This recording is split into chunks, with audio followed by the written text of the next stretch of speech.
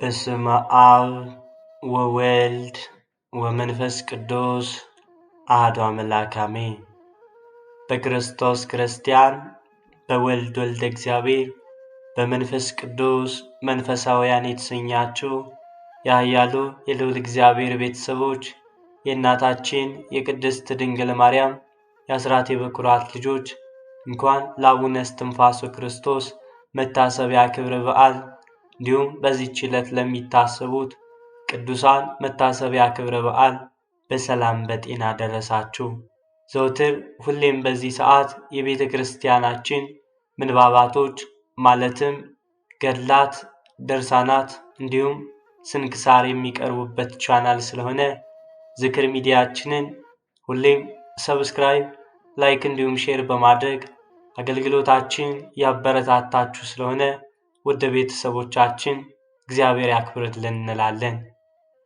ከዚህ በኋላም መንፈሳዊ አገልግሎቱ ለሌሎች እህቶችና ወንድሞች ታስቦ የተሰናዳ ስለሆነ መንፈሳዊ አገልግሎቱን እንድታበረታቱ ስንል በልዑል እግዚአብሔር ስም በትህትና ቃል እናሳስባለን። ከቅዱሳኑ ረድኤታቸው በረከታቸው በቃል ኪዳናቸው እንድንጎበኝ ገድላቸውን ያነበበ ገድላቸውን የሰማ በቃል ኪዳናቸው እምርልሃለሁ ተብሎ ቃል ኪዳን የተሰጠው አቡነ እስትንፋሰ ክርስቶስ ገድሉንም ሰምተን የእርሱን ፈለግ እንድንከተል የልዑል እግዚአብሔር መልካም ፈቃድ ይሁንልን። የአባታችን የእስትንፋሰ ክርስቶስ የተወለዱበት ቦታ ዳውንት ጾን አባይ ይባላል። በሰሜን በኩል የእናታቸው ሀገር ደብረ ድባ የቄርሎስ ቦታም ተብሎ ይጠራል። የአባታቸውም ሀገር የእግዚአብሔር አብ ደብር አጠገብ ዳውንት ደብረ አስጋጅ ይባላል። የአባታቸው ስም መልአከ ምክሩ ሲባሉ እናታቸውም ደግሞ ወለተ ማርያም ይባላሉ። እነዚህ ባልና ሚስት በሕግ ጸንተው የሚኖሩ እንደ ዘካርያስ እና እንደ ኤልሳቤጥ መልካም ሥራን በመስራት እግዚአብሔርን የሚያገለግሉ ነበሩ። ቀድሞም 2 ልጆችን ወልደው ነበርና ከዛም እመቤታችን የተባረከ እግዚአብሔርን የሚያገለግል በጸሎቱ ሰውን የሚጠቅም ልጅ እንድትሰጣቸው ዘውትር ይለምኗት ነበር። እግዚአብሔርም ጸሎታቸውን ሰምቶ አቡነ እስትንፋሰ ክርስቶስ ሚያዝያ 8 ቀን ተጸነሱ። ታኅሳስ 8 ቀን ተወለዱ። ልክ በተወለዱ ዕለትም ተነስተው በእግራቸውም ቆመው 3 ጊዜ ስብሐት ለአብ፣ ስብሐት ለወልድ፣ ስብሐት ለመንፈስ ቅዱስ ብለው እግዚአብሔርን አመስግነዋል። በዚያችም ዕለት 9 ጊዜም ሰገዱ። ከዚህም በኋላ በ40 ቀናቸው ጥምቀትን ተጠምቀው ስማቸው እስትንፋሰ ክርስቶስ ተባለ።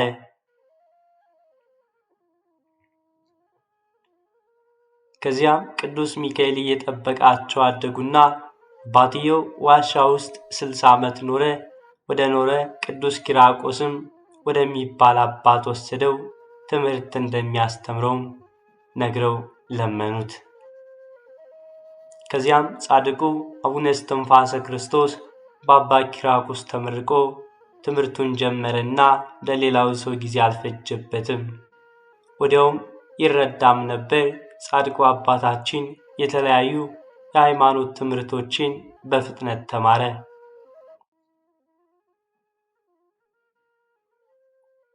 በክርስቶስ ፍቅር በእመቤታችን ፍቅር ልቡ ደማ።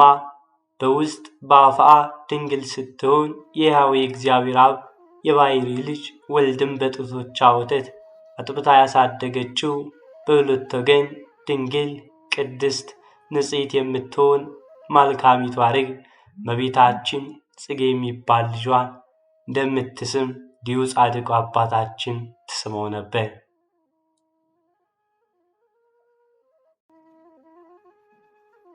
አባታችን በመንፈሳዊ ተጋድሎ ቅኑት እንደ በሬ ጽሙድ እንደ ገበሬ ሆኖ ሳይመነኩስ የምንኩስናን ሥራ መስራት ጀመረ። እንደ እሳት ወላፈን ፈጥኖ የሚያልፍ የዚህ ዓለም ጣዕምን በመናቅ ሊናው እንደ እሳት ነደደ።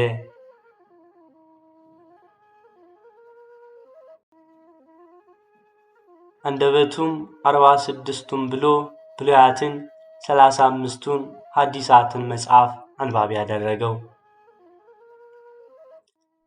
ከዚህም ሌላ ቅዱሳት መጻሕፍት 150ውን መዝሙረ ዳዊትን፣ ድርሳናትን፣ ውዳሴ ማርያምን፣ የጻድቃንና የሰማዕታትን መልክ 18ቱን ታምረ ማርያም፣ ታምረ ኢየሱስ፣ የሰኔ ጎልጎታ፣ ልፋጽቀ ጽድቅ፣ ዕቀበኒ ክርስቶስ፣ ሰባቱ ኪዳናት፣ ባርቶስና ገድለ አቡነ ኪሮስ፣ ጊዮርጊስ፣ ኤዎስጣቴዎስ፣ ገብረ መንፈስ ቅዱስ፣ ተስዓቱ ቅዱሳን እንዲሁም ሰይፈ ሥላሴንና ሰይፈ መለኮትን እንዲሁም ሌሎችን ቅዱሳት መጻሕፍቶችን ዘውትር አብዝቶ ይጸልይ ነበር።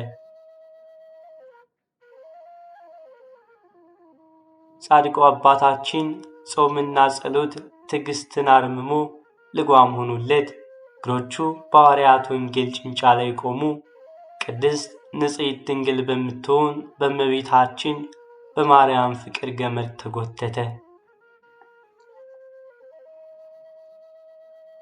የአሸናፊ የእግዚአብሔር ስሙ በመፍራት ሰውነቱን ይገስጻል። በጻድቃንና በሰማዕታት ጎዳና ሰውነቱን ያሮጠዋል። ከዚህም በኋላ አባ ኪርያቆስ አባታችን መርቆ ወደ አባቱ ሰደደው። ከዚያም አባትየው ስሙ ማርቆስ ወደሚባል ጳጳስ ክህነት የሚሰጠው ዘንድ ወሰደው።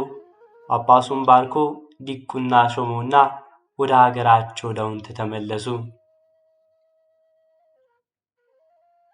በእመቤታችንና በቅዱስ ጊዮርጊስ ቤተ ክርስቲያን በድቁና ያገለግል ጀመረ።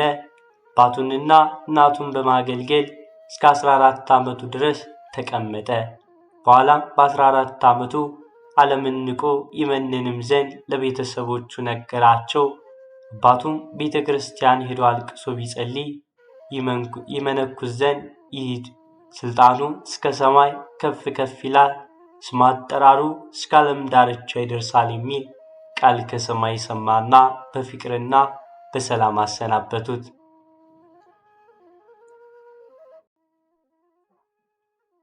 አባታችን በ14 ዓመቱ ብዙ ገዳማትን እየጎበኘ ወደ ደብረ ሐይቅ አቡነ ኢየሱስ ሞዐ ደረሰ። ከዚያም እንደ ገዳም ሥርዓት 3 ዓመት ተፈተነና ምንኩስናን ለበሰ። ብዙም ተጋድሎም በኋላ ድቁና ወደ ሾሞ ጳጳስ ሄዶ ቅስናን ተቀበለ። ከጥቂት ቀንም በኋላ ቁምስናንና ኤጲስቆጶስነትን ሾሞ አባታችን ጌታችን ሰውነቱን በገራይተ መስቀል የጣለ ነፍሱን ያገኛታል፣ ስለ እኔ ሰውነቱን በገራይተ መስቀል ይጣል ያለውን አስቦ በጾም በጸሎት በትርህምት በስግደት ኖረ። ለ12 ሐዋርያት አጋንንትን ያወጣ፣ ድውያንን ይፈውስ፣ ለምጻምን ያነጻ ጀመር። የአባታችን ታምር በምድረ ኢትዮጵያ ተሰማ።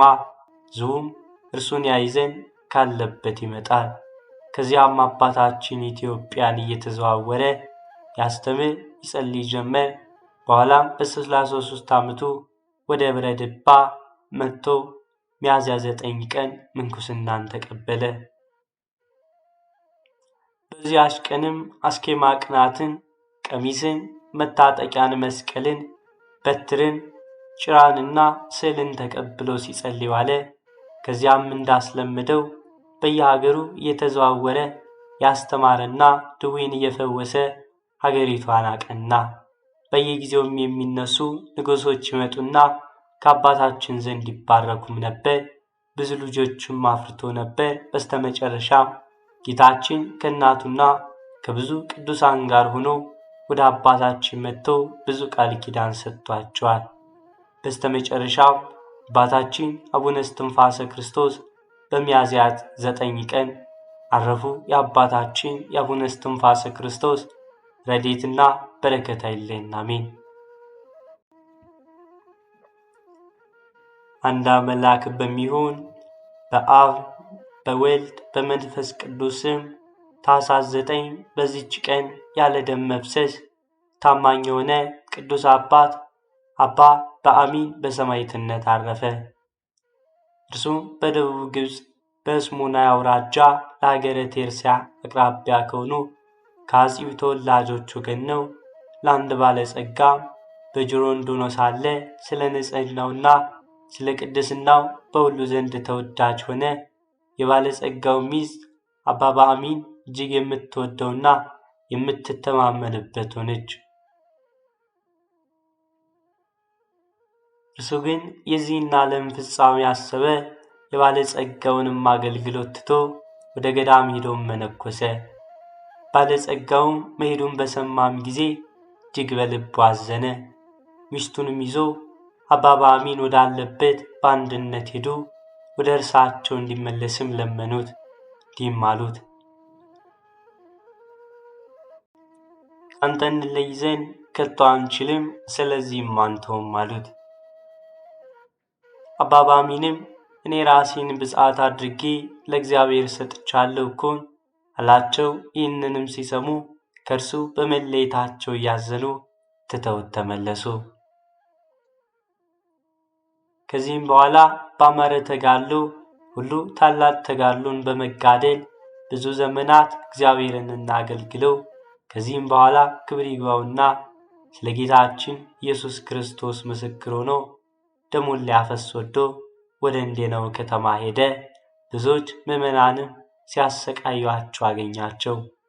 እርሱም ክብር ይግባውና በጌታችን በመድኃኒታችን በኢየሱስ ክርስቶስ ታመነ። ጽኑ ስቃይንም አሰቃዩት። ሥጋውን በእሳት ለበለቡ፣ ሕዋሳትንም ሰነጣጥቀው ከመንኮራኩር ውስጥ ጨመሩት። ዳግመኛም ባጋሏቸው የብረት ዘንጎች አቃጠሉት። በዚህም ሁሉ ጸና። ክብር ይግባውና ጌታችን ኢየሱስ ክርስቶስም ያለ ጉዳት በጤና ያስነሳው ነበር። እንዲህም እየተሰቃየ ሳለ ጣዖት የሚያመልክበት ወራት አለፈና ጻድቅ ቆስጠንጢኖስ ነገሰ። ክብር ይግባውና በጌታችን ኢየሱስ ክርስቶስ ስም ዲዮቅሊጣኖስ ያሰራላቸውን እስረኞች ሁሉ እንዲፈቷቸው አዘዘ። ጌታችንም ለአባ በአሚን ተገለጠለትና ከሰማዕታትም ጋር እንደቆጠረው አስረዳው።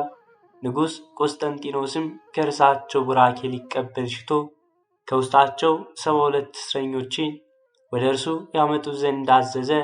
አባኖ ከእርሳቸውም ጋር በዚያም ነበረ። ከእርሳቸውም አንዱ የአባ በአሚን ነው። ከዚህም በኋላ ከስሙናይ ውጭ በሆነች ገዳም የሚኖር ሆነ። ጌታችንም ታላቅ ጸጋን ሰጥቶት በሽተኞችን ሁሉ የሚፈውሳቸው ሆነ። ዜናውንም በቦታው ሁሉ ተሰማ። በዚያችም ወራት የሮም ንጉሥ ሚስት የሆነች አንዲት ንግሥት ነበረች። እርሷም ከእርሷ ጋር ስለሚኖር የወንጌላዊው ዮሐንስ የራእዩን መጽሐፍ ሁል ጊዜ የሚፈራ ስለ አንድ ዲያቆን እጅግ የታመመች ናት።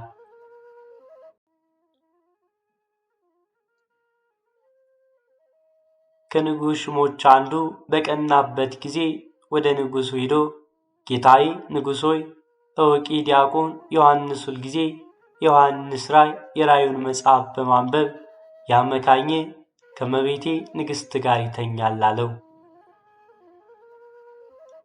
ንጉሡም ይህን በሰማም ጊዜ እጅግ አዘነ። በዚያንም ጊዜ ተነስቶ ንግሥቲቱ ወዳለችበት ቤተ መንግሥት ገባ። ያንንም ዲያቆን በፊቱ አቁሞ የዮሐንስ ራእይ የራእዩን መጽሐፍ ሲያነብ አገኘውና ከነ መጽሐፍ ወስደው ዲያቆኑን ከባሕር እንዲያሰጥሙ ታዘዘ። 2 ሰዎችም በታናሽ ጀልባ ጭነው ወስደው ከባሕር መካከል ወረወሩት። ወዲያውኑ ብርሃንን የለበሰ ሰው ከሰማይ ወርዶ ያንን ዲያቆን ከመጽሐፍ ጋር ነጥቆ ወስዶ ከአንዲት ደሴት ላይ አኖረው። እነዚያም 2 ሰዎች ሲያዩ ነበር። እጅግም እያደነቁ ተመለሱ። ያዩትንም ለንጉሡ አልነገሩትም። ንግሥቲቱም በዲያቆኑ ላይ የተደረገውን ባየችም ጊዜ እጅግ አዘነች። በእርሷም ደዌ ጸናባት። ሆዷም ቆስሎ 15 ዓመት ኖረች። ወደ እርሷ ብዙ ጥበበኞች ባለመድኃኒቶች መጥተው ነበር፣ ነገር ግን ሊፈውሷት አልቻሉም። አንድ አዋቂ ሰውም እንዲህ ብሎ መከራት፣ በግብፅ አገር ወደሚኖሩ ቅዱሳን ብትሄጂ ከደዌሽ በተፈወሽ ነበር። በዚያንም ጊዜ ተነሳች፣ ከእርሷም ጋር ብዙ ሰራዊት አለ። ወደ ግብፅ አገርም ደርሳ ገዳማቱንና አብያተ ክርስቲያናቱን ሁሉ ዞረች፣ ነገር ግን አልዳነችም። ወደ እንዴናው ከተማ በደረሰችም ጊዜ ስለ እርሷ መምጣቷ የሀገሩ መኳንንት አደነቁ። እርሷም ችግሯን ሁሉ ነገረቻቸው። እነርሱም ወደ ቅዱስ አባ ባሚን እንድትሄድ መክሯት። በመርከብም ተሳፍራ ወዲያውኑ ቅዱስ አባት ባሚን ወዳለበት ገዳም ደረሰች። እነሆ ንግሥት ወደ አንተ መጥታለች፣ ካንተም ልትባረክ ትሻለች ብለው ነገሩት። እርሱም ከምድር ንግሥት ጋር ምን አለኝ ብሎ መውጣትን እምቢ አለ።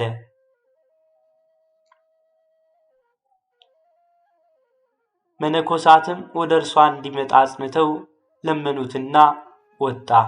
ባየችውን ጊዜ ከእግሩ በታች ወድቃ ሰገደችለት። እርሱም በዘይት ላይ ጸልዩ ቀባት። በዚያንም ጊዜ ዳነች። ቅዱስ አባ ባሚንም ንጉሥ ከባሕሩ አሰጠሙም ጊዜ በዚያ ዲያቆን ምክንያት ይህ ሁሉ እንደደረሰብሽ ወቂ፣ እርሱ ግን በአንዲት ደሴት ውስጥ በሕይወት ይኖራል። ያው ቀለምሲስ ዮሐንስ ራእይ መጽሐፍም ከእርሱ ጋር አላላት። ንግሥቲቱም ሰምታ እጅግ አደነቀች፣ ደስ አላትም። ስለ ዲያቆን በሕይወት መኖርና እርሷም ፈውስ ስለማግኘቷ ለቅዱስ አባ ባሚንም እጅ መንሻ ብዙ ገንዘብ አቀረችለት። ከንዋየ ቅድሳት በቀር ምንም ገንዘብ አልተቀበለም። ከዚህም በኋላ እግዚአብሔርን እያመሰገነች ወደ ሮሚ ሀገር ተመለሰች። በእርሷ ላይ የሆነውን ሁሉ ወደ ባሕር ስላሰጠሙት ስለዚያ ዲያቆንም እርሱም እስከ ዛሬ በአንዲት ደሴት ውስጥ በሕይወት እንዳለ ለንጉሡ ነገረችው። ንጉሡም ይህንን ነገር ሰምቶ እጅግ አደነቀ። ይፈልጉትም ዘንድ መልእክተኞችን ላከ። በደሴትም ውስጥ በሕይወት አገኙት። መጽሐፉም ከእርሱ ጋር አለ። ተመልሰውም ለንጉሡ ነገሩት። ሁለተኛ ወደ እርሱ እንዲመጣ እየማለደ ላከ። ከመልእክተኞችም ጋር ወደ ንጉሡ መጣ። ንጉሡም ባየውም ጊዜ ታላቅ ደስታ አደረገ። ከእግሩ በታችም ወድቆ በአንገት ላይ ስላደረግኩት በደል ይቅር በለኝ አለው። እርሱም በአንድነት እግዚአብሔር ይቅር በለን አለ። ከዚህም በኋላ ያ ዲያቆን በሮሚ ሀገር ላይ ሊቀ ጵጵስና ተሾመ። ያንንም የዮሐንስ አቡቀለምሲስ ራእይ ተረጎመው። ቅዱስ አባ ባሚንም በቀንና በሌሊት ያለማቋረጥ የሚጋደል ሆነ። በአቅራቢያውም አንድ ደግ ኤጲስቆጶስ አለ። በአንዲት የሰማዕታት ገዳም ከምዕመናን ጋር በዓልን ሲያደርግ አርዮሳውያንም ለራሳቸው ሐሰተኛ ኤጲስቆጶስ ይዘው ሕዝብን የሚያስቱ ሆኑ። የሀገሩ ኤጲስቆጶስ ወደ አባ ባሚን መጥቶ ስለ እነዚህ ከሃዲያን የደረሰበትን ሐዘኑን ሁሉ ነገረው። የሰማዕታት በዓል በሆነም ጊዜ የእነዚህን ከሃዲያን ምክር እግዚአብሔር ይበትን ዘንድ ቅዱስ አባ ባሚን ከሕዝብ ጋር በመለመንና በመስገድ ጸለየ። ከዚህም በኋላ የሽመል በትር ያዘ። ሕዝቡም ሁሉ እያንዳንዱ በትሮችን ይዘው ወደ እነዚያ ከሃዲያን ሂዱ። ከሃዲያንም ባዩም ጊዜ ተበተኑ፣ ወደዚያ ዳግመኛም አልተመለሱም፣ እግዚአብሔር ምክራቸውን በትኖባቸዋልና። ቅዱስ አባት አባ ባሚንም ፈጽሞ ባረጀም ጊዜ የሞትን ደዌ ታመመ። መነኮሳቱም ሁሉ ሰብስቦ ዕድሜው እንደቀረበ ነገራቸውና አጽናናቸው። እነርሱም ከእርሱ ስለመለየታቸው አዘኑ። ከዚህም በኋላ በፈጣሪው እግዚአብሔር እጅ ነፍሱን ሰጠ። መነኮሳቱም እንደሚገባ እያመሰገኑና እየዘመሩ እልል እያሉ መልካም አገናነዝን ገነዙት። ሥጋው በእምነት ወደ እርሱ ለሚመጣ ሁሉ መጠጊያ ሆነ።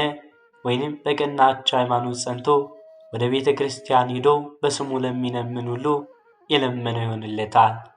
ለእግዚአብሔር ምስጋና ይሁን። እኛንም በዚህ ጻድቅ ጸሎት ይማረን፣ በረከቱም ከእኛ ጋር ትኑር ለዘላለሙ አሜን።